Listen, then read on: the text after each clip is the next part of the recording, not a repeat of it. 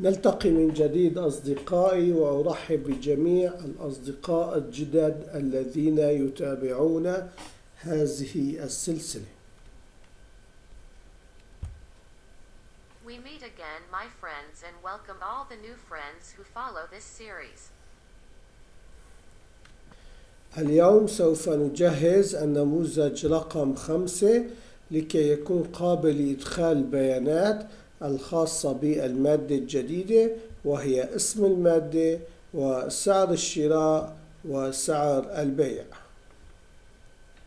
Today we will prepare form number 5 in order to be able to enter data for the new material, which is the name of the material, the purchase price and the sale price.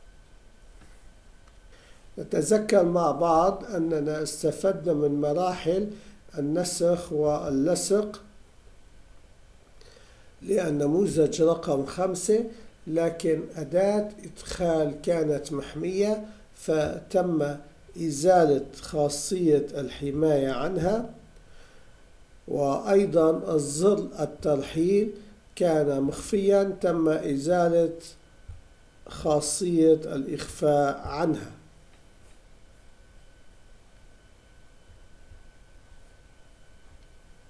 I remember with some that we benefited from the copying and pasting stages of form number 5, but the input tool was protected, so protection was removed from it. And also the button for the approval of the deportation was hidden. The hide feature was removed.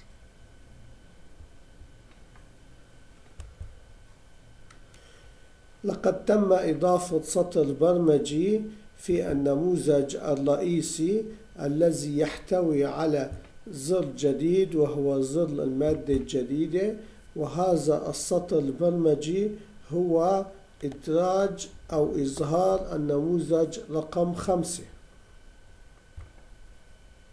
A line of code has also been added in the main form in which a button has been placed for the new material, and this button has been added to a new programming line, which is the inclusion of form no. 5. نتابع مع بعض مراحل تسجيل البيانات التي تم إدخالها من قبل المستخدم عن طريق النموذج رقم 5. إدخال بيانات المادة الجديدة وربطها مع خلايا الإكسل الخاصة بالملف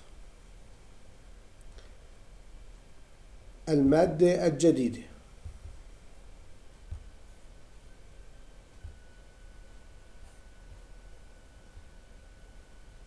We follow up with some stages of recording the data that were entered by the user through my form number 5. Entering the new material data and linking it with the Excel cells of my file, the new material.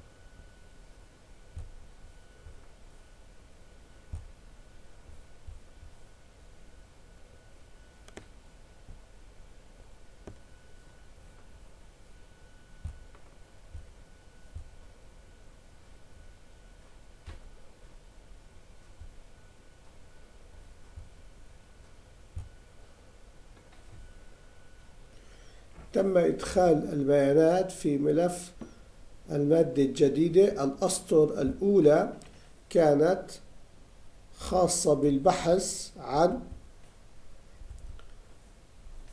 السطر الفارغ عندما تم تحديد الخلية A65000 والصعود إلى الأعلى للانتقال خطوة إلى الأسفل، وبذلك نحصل على السطر الفارغ.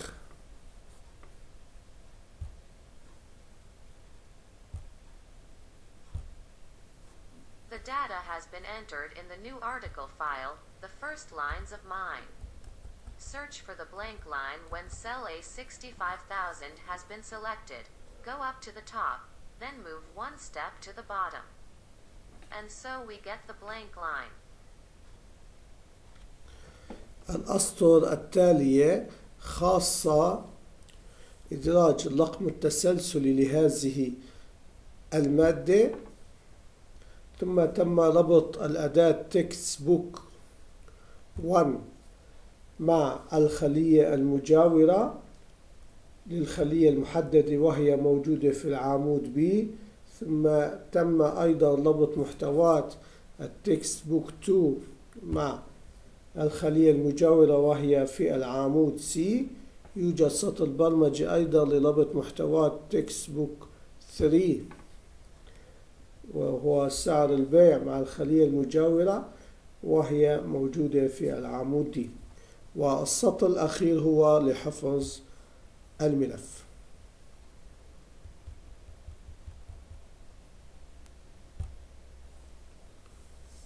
The following lines are special for inserting a serial number for this material.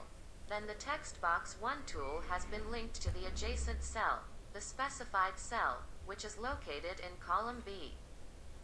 And then its content text box 2 has been linked with the adjacent cell, which is the column in C, and there is a line of code also to link its content text box 3, the sale price with the adjacent cell, which is present in column D, and the last line is to save the file.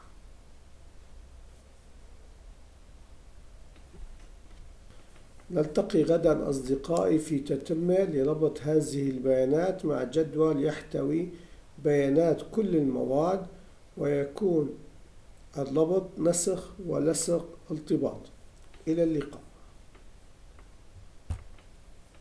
Tomorrow we meet, my friends, in the completion of linking this data with a table containing all the material data, and the linking is copy and paste a link. Goodbye.